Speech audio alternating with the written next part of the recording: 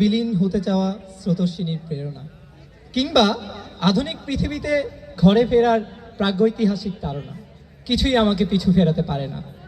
আলোর অস্তিত্ব যেখানে ফিকে, সেখান থেকে আমি হেঁটে যাই সূর্যোদয়ের দিকে। কখনো সঙ্গী হয় কালবৈশাখীর আগে পূর্ণিমায় আচ্ছন্ন চাঁদ, আবার পর মুহূর্তে দুর্যোগের সাথে মেঘে ঢাকা নিকষ কালো রাত। পত্রবিহীন বৃক্ষের কঙ্কালসার ছায়া, রং হারানো শিউলি ফুলের অকৃত্রিম মায়া, স্থবিরতায় চলার গতি পথে আর মনে, পথ হারানো পথিক যেন গহীন কোনো বনে। পরিব্রাজকের চোখে চেনা পথ হয় অচেনা, অচেনাকে কখনো হয় না চেনা।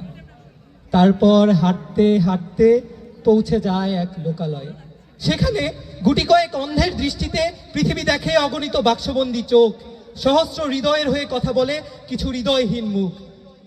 দৃষ্টির সীমানা নির্ধারণ করে উঁচু দেয়াল, নিঃশ্বাসের হিসাব রাখে নর্দমায় পড়ে থাকা সৃষ্টিশীল খেয়াল। চেনা পথ ধরে হেঁটে যায় আগন্তুকের মতো, ভুলে যায় সব কথা বলার ছিল যত। তবুও আমি হেঁটে চলি গন্তব্যের নেশায়, গন্তব্য থাকুক বা না থাকুক সীমানায়।